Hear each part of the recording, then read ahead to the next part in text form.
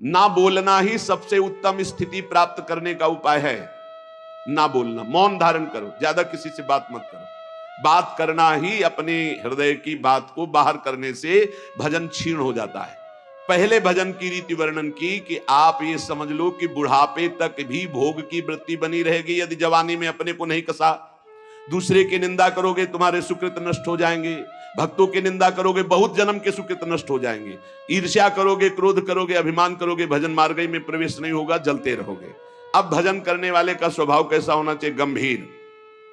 जितना प्रश्न हो उसमें भी सावधानी से सारांश में अगर बोलना है तो बोल दो, नहीं कोई जरूरी नहीं आप साधक हो, मौन होकर निकल जाओ।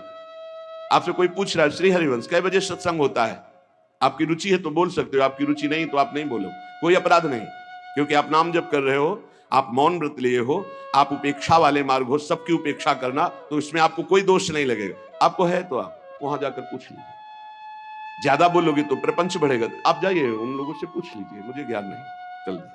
या फिर बोले ही नहीं, मानो सुना ही नहीं, पागल जैसी चेष्टा करके निकल गए कि इसको सुनाई नहीं देता क्या, नहीं बोले। आपका भजन चल रहा है इसलिए कभी कोई अपराध नहीं बने। कोई बोला राधे श्याम, आप उत्तर नहीं दे रहे तो आपको कोई अपराध नहीं, क्योंकि हर समय वो तो एक बार बोला राधे श्याम, यहां तो हर वृत्ति राधे श्याम में ही है।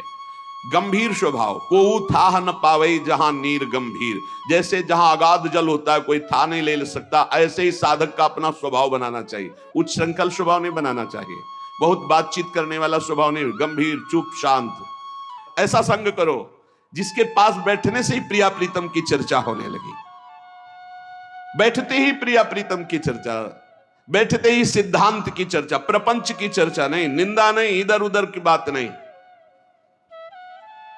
अगर हृदय मंदिर में ठाकुर का प्रादुर्भाव नहीं हुआ तो जीवन निरर्थक रहा, चाहे जो कुछ कर लो, हमारी बात मान लो।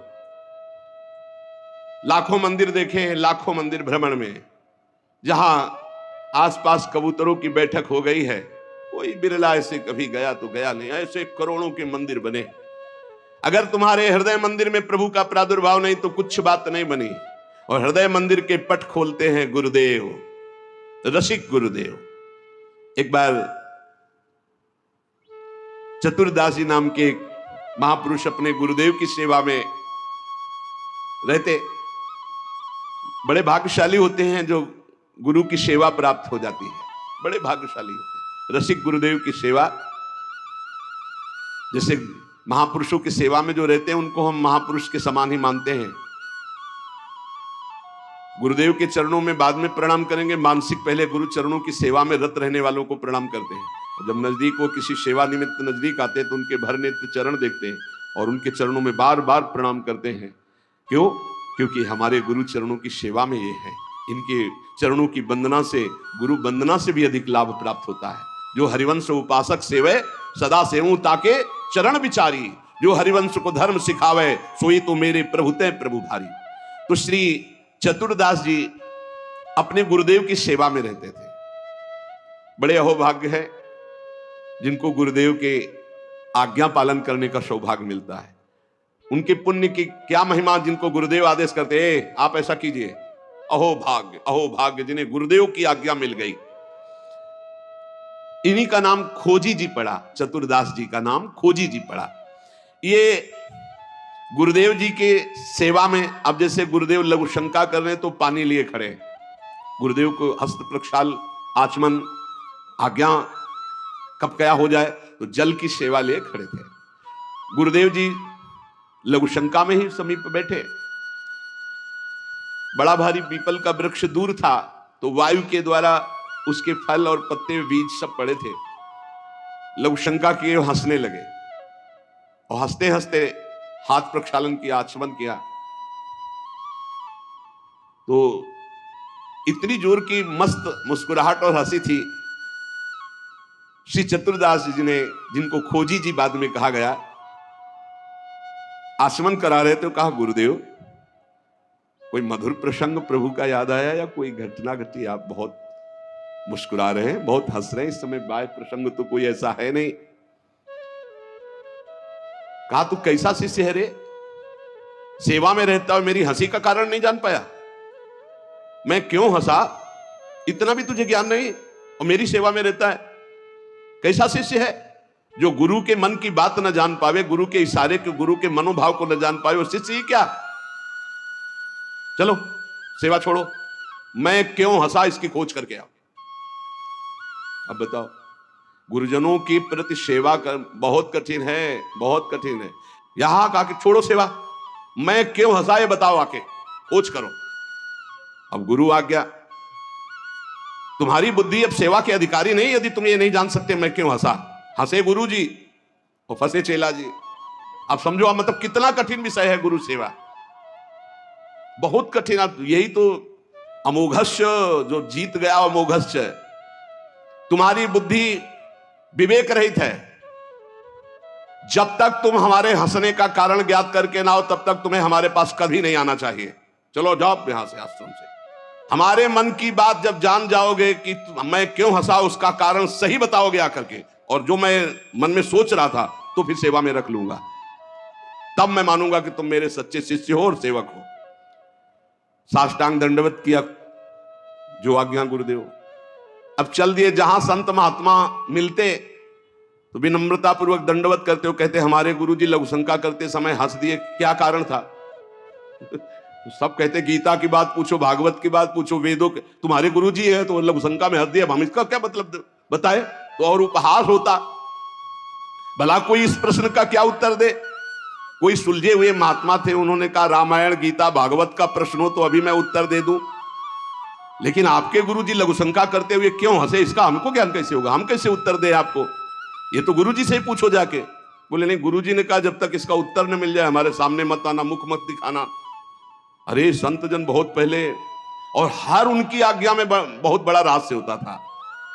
अब ये रोज जलते कि गुरु सेवा से वंचित हो गया, गुरु सेवा छूट गई। साधक को इस बात की बहुत पीड़ा होनी चाहिए, जिसको गुरु सेवा, तो ये होना चाहिए कि कौन सा अपराध बन गया, दुर्भाग्य आ गया कि गुरु सेवा छूट गई। वो रात दिन जलते इसी प्रकार, और संतों से जा जाकर पूछते पर कोई समाधान नहीं मिला। अब उन्होंने विचार किया गुरु जी के सामने जाना नहीं, सेवा है नहीं, तो अब शरीर को रख के क्या करें, शरीर को नष्ट कर देते, शरीर का परित्याग कर देने की ठानी। ये देखो, ये है गुरु भक्त का लक्षण कि अब शरीर रख के क्या करें। गुरु जी ने सेवा से निकाल दिया, उत्तर मिल नहीं पा रहा, तो शरीर किस काम का। अब वो एकांत में निर्जन वन में जाकर बैठ गए और नाम जप करने लगे, और सोचा बस भूख प्यास से पीड़ित होकर यही शरीर छोड़ दूंगा, कुछ खाना नहीं, कुछ पीना नहीं, रात दिन भगवान नाम जप करना, शरीर छोड़ दूंगा। गुरु की आज्ञा पे थे, जिज्ञासा प्रबल थी, सेवा छूट गई थी, पीड़ा बहुत थी। अभी कुछ ही दिन हुए थे, न अन्न न जल, रात दिन नाम जप और शरीर छोड़ने का संकल्प। महामहिमसी कबीरदास जी प्रकट हुए, होगा ए भाई आंख खोलो। आंख खोला तो देखा कबीरदास जी, साष्टांग दंडवत किया। हाँ, क्या प्रश्न है तुम्हारा, क्यों इतना कष्ट सह रहे हो। इसका मतलब समझ रहे हो, जब कोई सच्ची भावना से भगवान का भजन करता है तो भगवान अपने दिव्य पार्षदों को भेज देते हैं समस्या का समाधान। सुनो, जब तुम्हारे गुरुजी लघुशंका कर रहे थे तो उनकी लघुशंका की धार में एक पीपल का बीज बह रहा था। बीज को बहते हुए लघुशंका में देखकर गुरुजी विचार करने लगे कि ओहो, देखो इस बीज में पीपल का पूरा वृक्ष छुपा हुआ है। लेकिन जब ये बीज पीपल में था तो कितना बंदनीय और कहां सुव्यवस्थित था, और जब ये पीपल से अलग हुआ तो लघुशंका में बह गया। इसका मतलब पीपल का वृक्ष साक्षात ब्रह्म है और उसका अंश जीव है। जीव जब अविद्या के कारण ब्रह्म से अलग हो जाता है तो मलमूत्र के द्वारों में बह जाता है आसक्ति होकर, और अगर वो ब्रह्म से जुड़ा रहे तो वो ब्रह्म में पूजनीय और ब्रह्ममय हो जाता है। ब्रह्मविद ब्रह्मयु भवति, कबीरदास जी ने व्याख्या करके बताई कि जब वो ब्रह्म से जुड़ा रहता है तो ब्रह्ममय रहता है, जब ब्रह्म से अलग हो जाता है तो मलमूत्र के शरीर में आसक्त होकर मलमूत्र के द्वारों के भोगने में पूरा जीवन नष्ट कर देता है।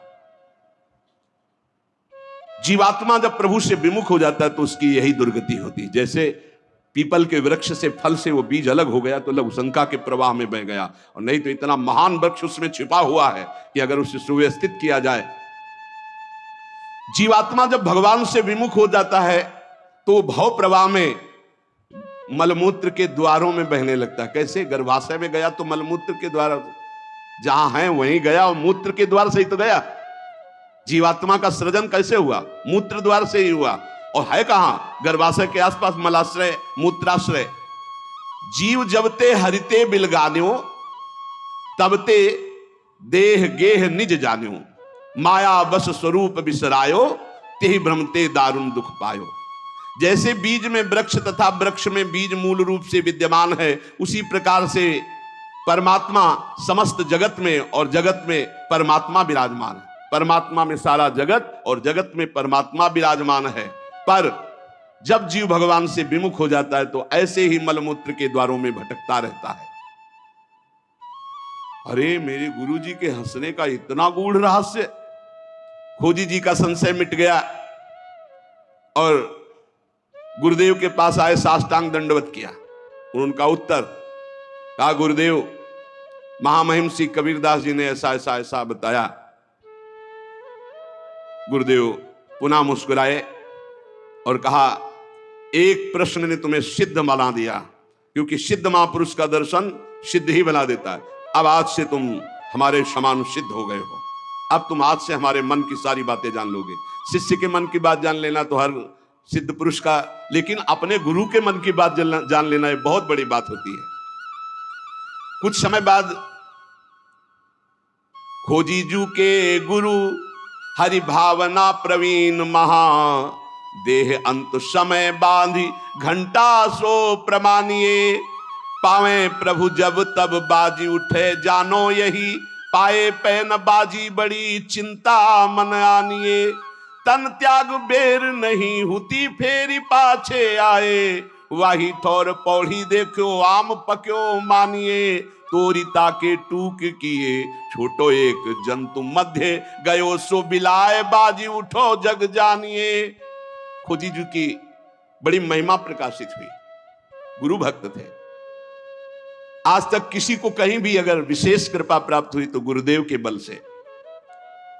खोजी जी के गुरुदेव का जब अंतिम समय आया, भगवत चिंतन परायण रहते थे, उन्होंने एक घंटा बांध दिया और कहा, जब मेरा मोक्ष हो जाएगा तो घंटा बज जाएगा, जब मेरा भगवत मिलन हो जाएगा तो घंटा बज जाएगा।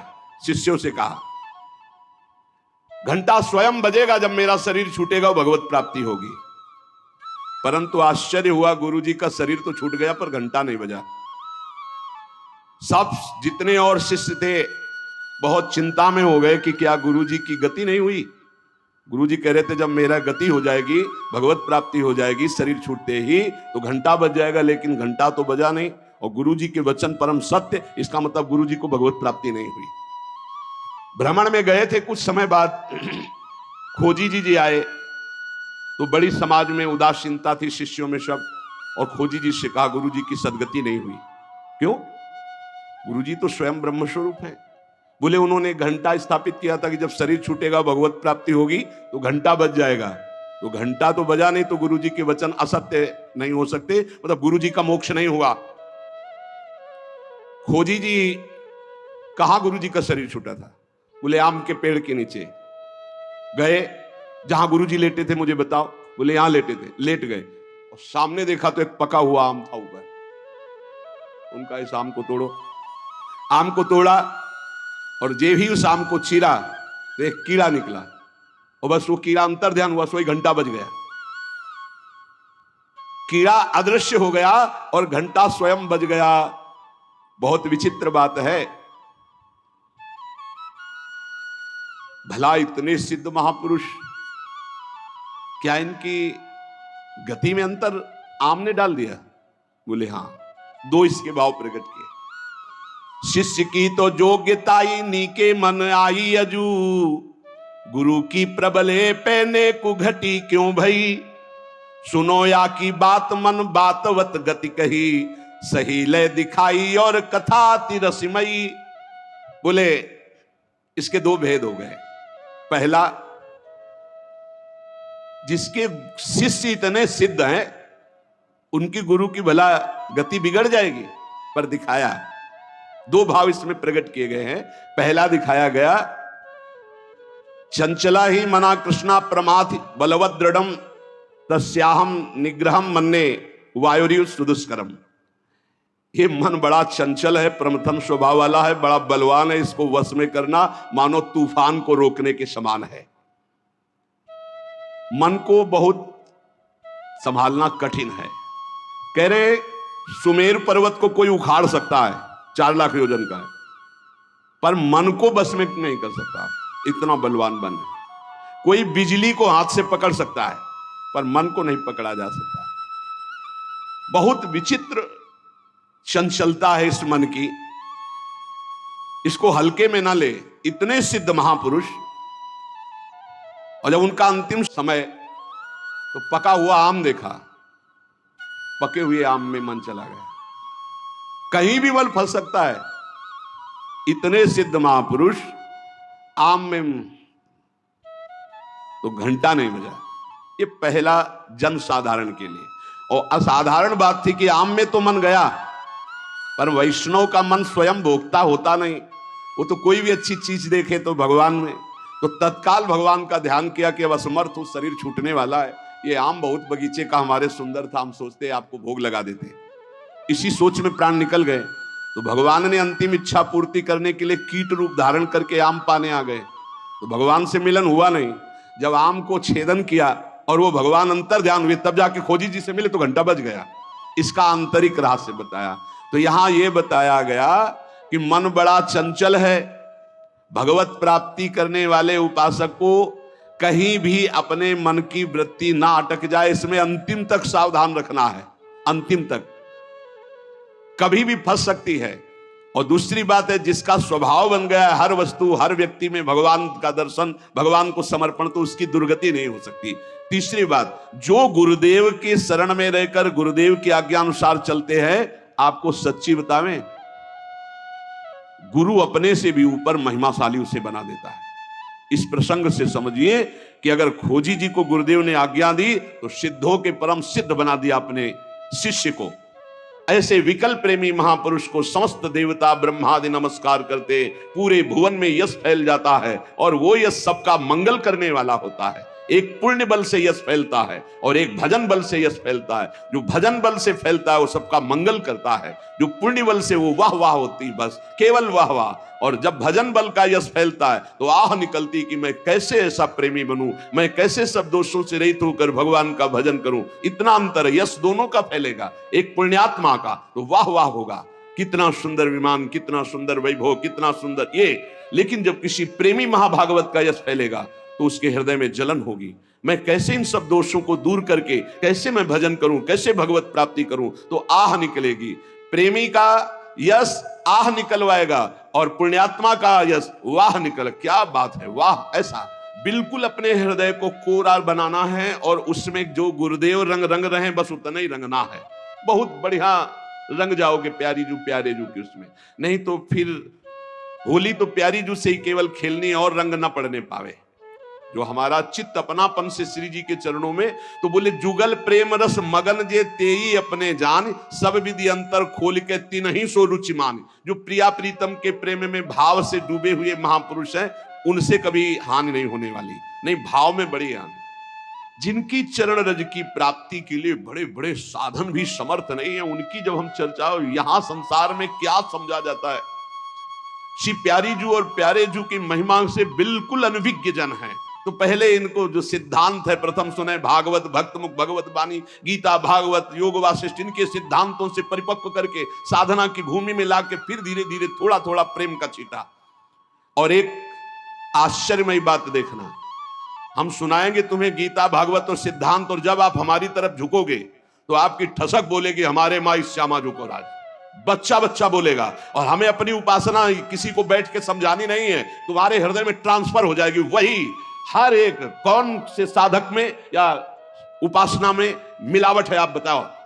किसी भी बच्चे की उपासना में मिलावट नहीं होगी। ये साधक और संतों की तो बात जाने दो। क्यों? जहां वो दृष्टि मिलाएगा, जहां अपनापन करेगा कि मेरे महाराज जी, वही मेरी महारानी, पलट कर वो उसके हृदय में आ जाएगा, पलट कर आ जाएगा। ये समझाने का विषय नहीं, ये अपने आप पलट के आ जाएगा। अनन्यता जो यहां है वही तुम्हारे हृदय में ठसक बैठ जाएगी, कुछ अच्छा ही नहीं लगेगा। देख लेना, हम चाहे जितना योग वासिष्ठ सुनावे तुम्हें, चाहे वेदांत सुनावे, परिणाम तुम्हारे अंदर यही आएगा राहो को काहू मने दिए मेरे प्राणनाथ श्री श्यामा शपथ करो तृण छिए, यही आएगा देख लेना। क्यों? क्योंकि गुरु ने यही दिया है। जो ये विराजमान महापुरुषन ने सब रस गायो देखनो, ये है कि उनको हियो कहा ठहरानो ताको गहनो, वही आ जाएगा आपके हृदय में। इही रस परस्यो नाही जिनी तू जिन पर से ताही, तासो ना तो नाही कछु ये रस रुचे न जाही। जिसको श्यामादु से परिचय नहीं, श्यामा श्याम से परिचय नहीं, उसको कभी भी छूना नहीं। वैसे साधक उपासक चाहे गृहस्थ हो चाहे विरक्त हो, अपनी तरफ से किसी को छूने की आदत ना रखे। छू के बात करना या ऐसे कि अपनी तरफ से ना करे, कोई टच हो जाए वो बात अलग है, कोई ऐसे छू ले उसे नहीं छूना। अपनी तरफ से किसी को स्पर्श न करे, सहसा किसी को हृदय से ना लगावे, हृदय से उसी को लगावे जो प्रिया प्रीतम के अनुराग रंग में भरा हो। हमने देखा है पूज्य महापुरुषों को, एक आए थे, उन्होंने ऐसे किया, वो 2 कदम पीछे हट गए, फिर आगे वो बढ़े ऐसे, फिर पीछे हट गए। पूछा ऐसा क्यों किया, आप गले क्यों नहीं लग रहे? तो उत्तर जानते हो क्या था? हम इसके योग्य नहीं। ऐसी चतुराई से, ऐसी प्रवीणता से मारा कि उनको क्षोभ भी नहीं हुआ और आप अपने को बचा लिया। बोले हम इसके योग्य नहीं। कहां आप? और बोले नहीं नहीं, बोले नहीं, पीछे हटते चले गए। तो गजब का मतलब यही तो है 64 कला प्रवीण तदपि भोरी। कैसी उनके हृदय में क्षोभ नहीं हुआ, उनका मैं योग्य नहीं हूं आपके से। बस तिनको प्रश्न कीजिए, मना है, क्योंकि परमाणु होते हैं शरीरों में। अगर हम रसिक महापुरुषों के कैसे कैसे तुम्हें अनुभव बताएं, बहुत दिव्य परमाणु होते हैं। संग सोई जाके मिले भूले गृह व्यवहार, तिहि छिन आवे हिये में अद्भुत जुगल बिहार। बड़े परमहंस प्रिया प्रीतम के अनुराग में डूबे हुए जो रसिक जन है, बोले इनके संग का प्रभाव घर परिवार जितना भी संसारिक राग है, इस राग को मिटा करके प्रिया प्रीतम के अनुराग में स्थित कर दे, उसे ही सत्संग कहते हैं, उसे ही रसिकों का संग कहते हैं। ये बहुत दुर्लभ है रसिकों का संग। भगवत रसिक, रसिक की बातें रसिक बिना को समझ सके ना। और आप जहां बैठे हो ये रसिक शेखरों की भूमि है, वृंदावन ये रसिक शेखरों की भूमि है। जिनके देखे पुलक तन रोमांचित हुए जाहि, सुनत मधुर तिनके बचन नैन भरे जल आहि। धन्य है जो ऐसे रसिक मिल जाए जिनके दर्शन मात्र से हृदय शीतल होने लगे, जिनके दर्शन मात्र से प्रपंच की अग्नि शांत होने लगे, हृदय शीतल होने लगे, और जिनके वचन सुनने पर आंसू आ जाए। बोले ऐसे रसिकों का संग, बड़ी कृपा होती है लाडली लाल की, तब रसिक संग मिलता है। भूमि में, आकाश में, अर्थात समस्त लोकों में ऐसे महापुरुष का बंधन होता है। ब्रह्मा आदि बड़े बड़े देवता ईश्वर कोटि के जब ऐसे प्रेमी को देखते हैं तो नमन करते हैं कि धन्य है इसका जीवन। भवेदिया कुत्रापि प्रथयति स एकाचित यशा। आकाश में, पृथ्वी में सर्वत्र उसका यश फैल जाता है। ये परम पावन यश सबको निष्पाप करके भगवत भक्ति प्रदान करने की सामर्थ्य रखता है।